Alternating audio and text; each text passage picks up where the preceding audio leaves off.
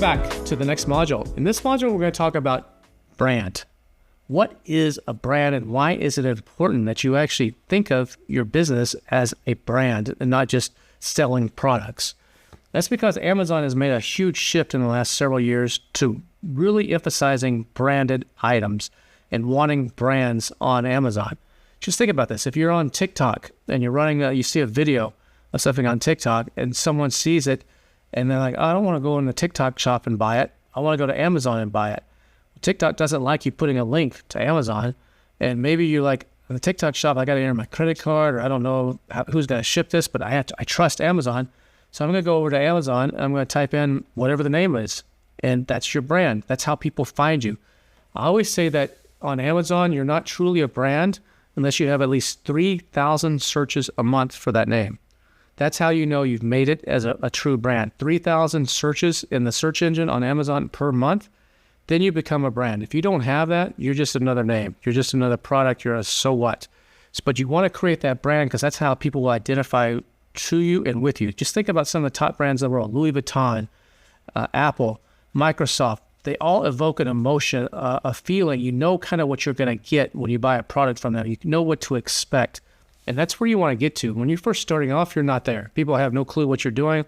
But over time, you'll do that. Like for me in this business, I have a brand called the $1 Billion Sellers. So when I first started, it's a high-level brand for a high-level successful Amazon sellers. At my events, the median seller is doing about $14 million a year. But it took me a while to build that brand. When I did my first event, I had to beg and plead people to come to this event. And it's an expensive event. Now when I do it, people are like, they don't want to miss it. They know exactly what to expect and what's happening. That's a brand. It takes time. It's taken me years to do that. It's going to take the same for you. But you want to start from day one to building this brand because it's going to add value. It's going to add what's called brand equity to your balance sheet. It's going to make a big difference in differentiation. It's super important. And Amazon realizes this, and so that they're focusing everything to that, and they give you lots of benefits if you are a brand. Like we said before, they open up some of the advertising tools, they open some of the reporting tools, some of the additional features that you can do, where you can actually police your brand. If people are knocking you off and trying to copy you, if you're a brand, register with a trademark on Amazon. It means you applied for your trademark, you submitted it to brandregistry.amazon.com, and they've approved you. Then you get extra protections. If someone comes in and tries to knock you off or counterfeit you, you have some protections that you can take some actions to try to get them off. Those it's just so important to have a brand. A lot of people think that, well, a brand is really not mandatory. And I understand that there's some benefits, but it's just not mandatory. Amazon's a brand incubator. If you're not doing a brand when you start this, then you're making a big mistake. Just selling random products can generate some cash, and it can make you a little bit of money, but you're not thinking long term. You're thinking short term, just short term wins. You're not building a true business. You're just making some cash. You might as well go deliver pizzas. So build a true brand. It's one of the best incubators in the world for brand building is Amazon because they have all the tools there. They have all the reporting. They have the audience, the eyeballs coming in. There's just no better place to start. And then you can take that brand and leverage it off Amazon. Think about brands like, you've probably heard of Anker, Anker. They started out on Amazon selling electronic products. There's several of them. Pluggable's another one that started on Amazon, and then they branched off of Amazon, and now they sell in retail stores and Best Buy and the Apple Store and all these different places. It's because they've become a brand and they're able to extend that out. And that's what you want to be trying to do. Use Amazon as your launch pad, and then hopefully down the road, you're extending that out to get even more control. A brand is not a logo or a name. That is part of it, but a lot of people just think, well, my logo, this is my brand, or my name, that's my brand. No, it's not. A brand is a feeling that evokes in customers that own that product. When a woman goes and gets for Valentine's Day, if you give your spouse, say you're a man, and you give your spouse, who's a woman, in this case, a purse, and she gets a Louis Vuitton purse, that says something different than you just gave her some similar looking purse from Walmart. It creates an image. She feels like she's part of something. She feels like maybe she made it, or that she's cool, or she's keeping up with the Joneses, or whatever it is. It puts her in this feeling, a sense of belonging. That's what brands do. And that's why lots of brands are emphasizing sustainability now, because they know it's important to their customers. And that's why there's all these things people will, the sock company that gives away a pair of socks for every pair bought. That's part of the branding message. That's part of what they're doing. So you want to focus on an avatar when you're doing a brand, not on a demographic. So you want to, the example I like to give is if you're targeting, you're doing products in the fitness space, let's say. Are you going to do products for people that work out in a gym? Are you going after the meatheads? Or are you going to do products for people that like to go walk their dog around the park? Those are both fitness activities, but they're two different avatars. The people that go walk their dog around the park, they might want something that goes on their shoulder that holds their phone so they can listen to it. They might want a dog leash or a special belt to hold the water bottles, or a little picnic thing. That's all part of an avatar of that person, which is different than if you're going after fitness products and you're going after the gym rats. They're going to want totally different things. They're going to want special gloves and chalk and like a special type of bag to carry all their sticky stuff and everything, the weights. It's a different type. So go after an avatar, not necessarily a line of products or a type of product. Go after the avatar and create your brand over that. It's the lifestyle of the person that you're targeting. And that gives you a lot of flexibility to expand over different markets or different categories as well. You're not stuck to just the pets category or just the sports and outdoors category. That's super important. You may design your brand, you sit down, you brainstorm, you talk with your family and your friends, your business partners, and you come up with this awesome thing. This is what our brand represents. This is what we do. But at the end of the day, it doesn't matter. It's how the customers perceive you that matters. So the perception, marketing, business, there's two things in business. Business is all about marketing and perception. It's what people think of you, not necessarily what's true, that matters. Think about politics. Think about a lot of things. It's the perception becomes the reality.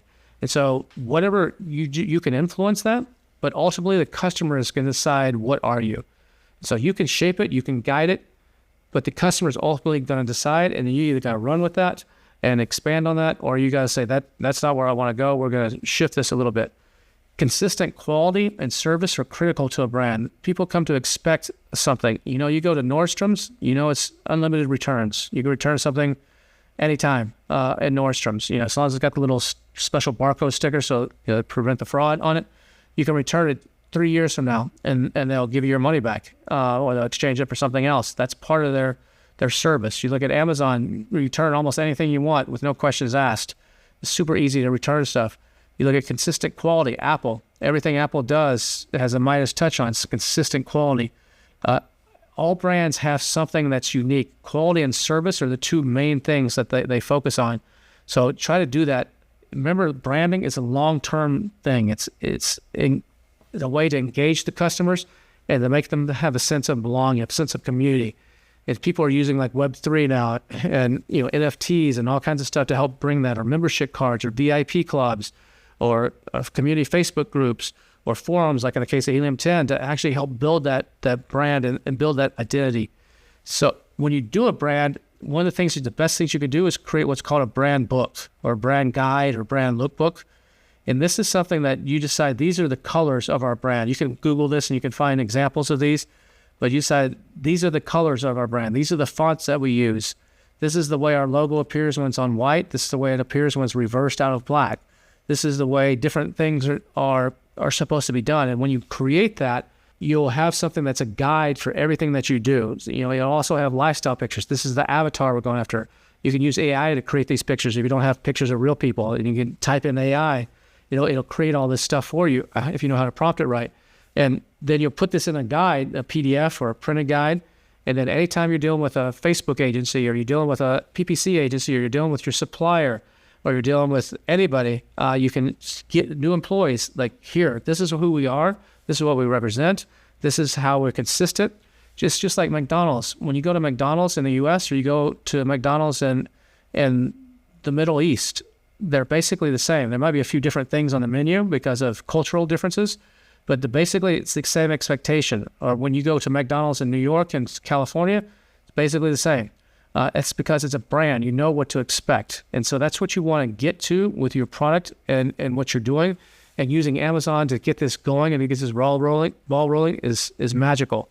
Now, brand registry is something that you can get once you have a trademark. Remember, in the last module we talked about getting a trademark. You'll go to brandregistry.amazon.com. You submit that trademark application number. They will check everything. They'll usually in a few days they'll say, okay, you're brand registered. Then they open up all these additional benefits. And I've said this like several times already. It's how important it is, because it gives you so much more authority on Amazon. So it gives you so much more benefits. You're basically operating with one hand tied behind your back if you don't have brand registry on Amazon. You get access to some of the influencer programs, tons of stuff. You get one of the couple of big things that you get access to are the tools like Brand Analytics. Brand Analytics will show you on Amazon. I mean, there's tools like Helium 10 that are awesome for showing you, like, here's what's selling and following keywords. But sometimes if you go straight to the horse's mouth, you can get additional information or see it in a different way. And Brand Analytics is one of those tools within Amazon. It'll show you, here's the 3 top most converting products on this keyword. Here's how much of the share they have. So, you know, all this cool analytics stuff, and you can figure out how you're doing compared to your competition versus where the opportunities are, if you're going to expand, or where you're missing out on. There's also something called Product Opportunity Explorer, which will show you this is how categories do, how individual products do. We're going to show you some demos of that later on in the course, so you can see some of that. But they're really, really cool tools that you can download. In most cases, a few of them you can't download. Most of them you can download or you can use through the API and Helium 10. They pull in some of that information. And without being brand registered, your Helium 10 account is not going to be able to pull that information in. You have to be brand registered to do that. So those are important things. Brands influence the perception of a product. When I put out a purse as Louis Vuitton, you have a perception immediately. This is going to be high quality, handcrafted purses. You know, Louis Vuitton never does discounts. You see, Apple never does discounts. Louis Vuitton you'll never see a sale on Louis Vuitton, period, ever. If something is damaged on Louis Vuitton, if it's got one thread that's messed up, the customer returns it or they catch it, it doesn't go on the floor as a discount. It goes into a special website where Louis Vuitton employees only can buy, and they can only buy up to $2,000 worth a year. They discount it heavily.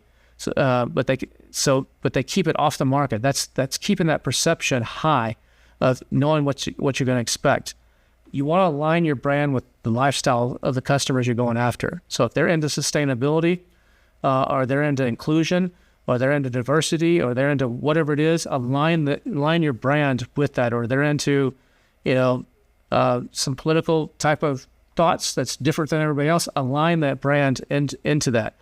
Some of the best politicians out there in the U.S. and elsewhere, they become brands, and they know they push those buttons for those people and those lifestyles, and they harp on that and they trigger on that to actually get the results that they want. You can also consider, if you don't have a brand, another way is licensing and partnerships. So I've done this with Body Glove, the surfing company. We did a line of dog products with them where we did some life jackets and stuff. So we kind of leveraged off the back of their brand. There's a big show in Vegas in the U.S. called the Licensing Expo. It's usually in May. And you can go there and you can get licenses. So if you want to do Disney characters or something like that are kind of hard to get. You got to be a pre-established brand. But if you want to do something like the U.S. Army, you're doing a tactical flashlight. And to differentiate your product on Amazon, instead of just being Joe's tactical flashlights, you want to be the U.S. Army tactical flashlight. You can go and get a license from the U.S. Army for your tactical flashlight. Pay them a 5 to 10% royalty on everything you sell, and they'll let you use their logo on the product, for example. They have to approve everything, but you can do licensing, and so you can piggyback on other built brands. Marquee Brands is the one that handles Body Glove, and they handle Martha Stewart and a bunch of others. There's companies that specialize in letting other people do brands. You go to the grocery store, and maybe like in Texas, we have a chain called Whataburger. In California, they have In-N-Out. We have them in Texas too now, because all the Californians moving there. But you'll go to the supermarket and you'll see Whataburger pancake mix or In-N-Out's ketchup. Those are licensing deals. Those are people that brand that becomes something. You look at Playboy, whether you like them or not. Playboy, used to be a magazine and a website and TV. Now it's a brand that licenses. People buy, they license their name because it's worth something to put on T-shirts, just to say the word Playboy, to put tattoos. But brand can be a major, major asset if done right. It can be worth a lot of money beyond just the products that you make. So you want to keep that in mind when you're developing your products, or if you want, you can leverage somebody else's brand. Now, another thing is reselling and counterfeiting. So if you're going to get into this and you're going to resell other people's products, that's okay. But you got to get approval on Amazon to actually be able to resell. If you want to sell certain hair products or certain big names on Amazon, you're going to have to get approval, usually from those brands. Like Body Glove, an example, you had to get approval from them to actually be able to sell on Amazon. They're called brand gated. You're not allowed to just throw them up. Other products, you can just throw them up. You can buy them wholesale and just throw them up. There's no restrictions. But the big brands, the ones that are protecting them, they protect themselves. Yeah. And there is a difference, though, between reselling and counterfeiting. So a lot of times you'll see in the Facebook groups and the forums, people saying, I got a counterfeiter, I got a hijacker. That's usually the word they use is hijacker. I have a hijacker that's on my listing. What's a hijacker? That's someone that's come in and you've created this product and they're selling either the exact same product or something similar. Now that could be a counterfeit person where they've taken your IP. It's only counterfeit if you own the IP on it. So if you own the IP, you've done the trademark and the patent, then it can be counterfeit. If they're knocking you off and doing the exact same thing, that's counterfeit. You can stop them. But oftentimes it's someone reselling. So if you're allowed to sell something that you bought and resell it. And so those are not illegal. So you'll see a lot of people bitching a lot of times that that's happening, and you can check and maybe there's only 2 or 3 units. But if they got thousands of units, then that's an issue where they're trying to knock you off. It could be counterfeiting. But if you don't have IP protection on it or you're not brand registered, there's nothing you can do, and they can leech off your back. So that's another reason that creating a true brand with a moat and a brand registry is super important. When you are brand registered on Amazon, they also give you a tool where you can search and you can see who's maybe using your name or using your images. You can upload an image. Like I had this problem with my AbWow, the ab roller that I told you about earlier. We created some really good lifestyle images with the models, cute model, working out. And we had people knocking us off. They would take our image, lift out our ab roller, Photoshop our ab roller out of it, put theirs in, and then put the listing up because we had really good models and good lighting and good pictures, and they put theirs in. Well, that was a violation of my copyright. So I could upload my picture into Amazon and say, find all the pictures that are similar to this. And it would go in using AI and tools. It would go and find the picture similar and show them to me. I'm like, holy cow, look at this. This company here is doing this. I just hit a little button, and Amazon sends them a message, says, hey, bud, you're violating the rules here. And in some cases, we'll kick them out. Other cases, they'll suspend them and make them talk to you and sort things out. But those are the kind of protections that you get when you're brand registered. It's super, super important for people that are infringing or that kind of thing. The other thing that brand registry really gets you is storefront creation. So storefront creations, like I said earlier, is kind of like a miniature website within Amazon for you. So you can show all your products. You can talk about your products. You can show extra videos, talk about the story of how you created your brand. It's a great little place for people to get extra confidence. You can drive traffic to it. A lot of influencers like to drive traffic to it. You can set these up to look pretty nice. You get some additional features and stuff on the setup on those. It can be really, really good. So another thing this allows you to do is to collect follows. So on Amazon, you're not really allowed to, they don't give you the customer information. So you don't know your full customer's address and phone number and email. They just give you partial information. And so it's hard for you to go back and you've got a new product coming out and you want to reach out to the 5,000 people that bought from you on Amazon before. How do you do that? It's basically impossible. But with Storefront, there's a little button there called follow.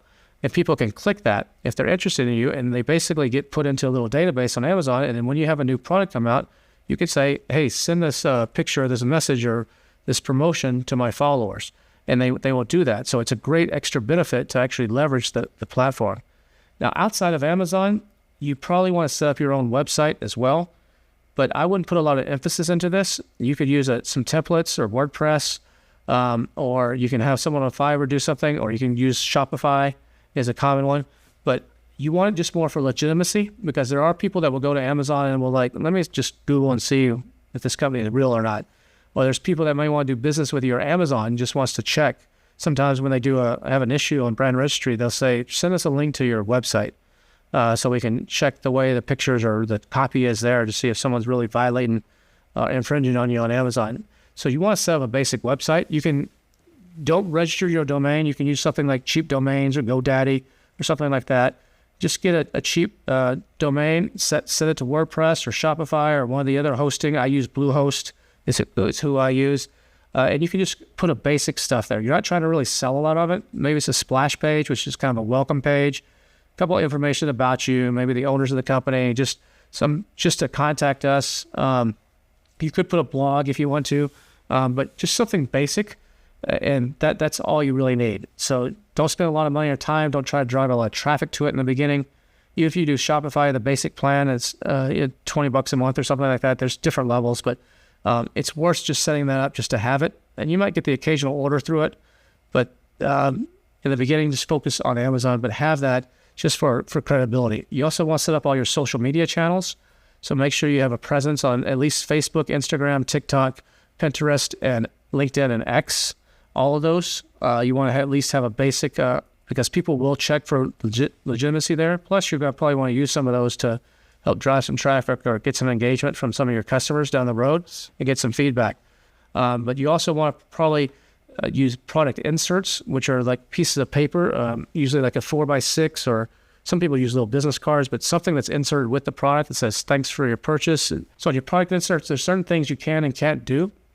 Some of those include, like, you cannot influence reviews. So you can't say, if you like our product, go leave me a 5-star review on Amazon, or I'll give you a 50% discount coupon if you go leave us a review. Amazon does not like you incentivizing reviews. They don't like you putting even 5 stars. If you don't say anything about going to Amazon, just putting 5 stars there, it looks like it's like Amazon. But what you can do is you can put QR codes to your social media. You can put stuff to go register for like your newsletter, to go join your other social media sites. I do something in mine where I offer a free plus shipping offer. So it's not incentivizing reviews and not doing anything, but I say, hey, congratulations. You want a free calendar. Just pay $10 shipping and handling, and I get rid of my excess inventory that way. So the things that aren't selling, I use those as freebies, and it generates leads for me. So you can do those kinds of things. Some people like to do warranties or join a VIP club. Those are all okay. You're going to get mixed stories from people on whether you should do package inserts or not. Some people will tell you, don't do them. They'll just get you in trouble. And I say BS on that.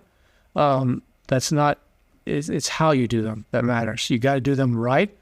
And Amazon's not going to have a problem with it. You do something wrong, and usually when someone says, oh, I did them and I had trouble and I went by the rules, but you look at what they did, no, they actually didn't go by the rules. They're trying to write a gray line, or they're doing something. But product inserts can be super valuable. QR codes are also great. It makes it easy for someone to just open the package. They're not interested in going and sitting at the computer, typing in your email, but they got their phone there. They'll just scan it. It could be something as instructions or recipes or something that helps them with the product. Those are always really good. Things of value are really good. Another thing that's super hot right now is our newsletters for building audiences and driving traffic around your brand. There's a lot of people doing newsletters. And newsletters are not, when I say newsletters, I don't mean an email that's a promotional email. A lot of people get the idea of a newsletter as, well, here's a 10% discount for Black Friday. Here's our newest product release. We just promoted this person. We're really into sustainability in our packaging. Those are just promotional emails for the company. A newsletter is something that provides value for your niche.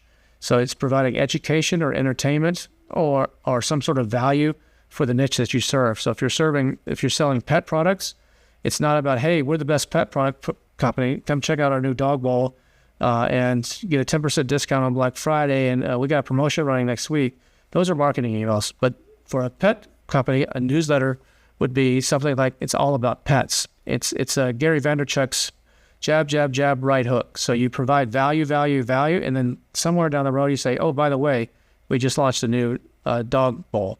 But you're providing value about the dog. So in our case, we have a picture. You can upload a picture of your dog, and we do AI to do custom photos, custom backgrounds and stuff with the dog photo. And every newsletter, you get a custom photo. If it's July 4th, here's Fido with fireworks going off behind him. We do stories about dogs. Here's dog tips and training tips. Why does a dog, lick certain parts of its body. Here's why. Well, if your dog is doing this, what kind of warning signs is that? Here's a dog that was a rescue dog at a firehouse in Kansas City, and here's a little story about them. Here's a tip from a veterinarian. Those kinds of things. And then, oh, by the way, we have a new dog bowl. Those provide value and engagement. It can be really great ways. And by using Amazon to get people onto those types of lists, you can drive people right back to Amazon and do that. I have a product, a company, my calendar company right now, that I have 17,000 people on the list that buy from me directly. And I also, every year, we send out a postcard, a physical postcard through the mail to these people, and we sell them, hey, the new calendars are available. You can buy them on our website, or you can go to Amazon. If you're a Prime member, get them for free.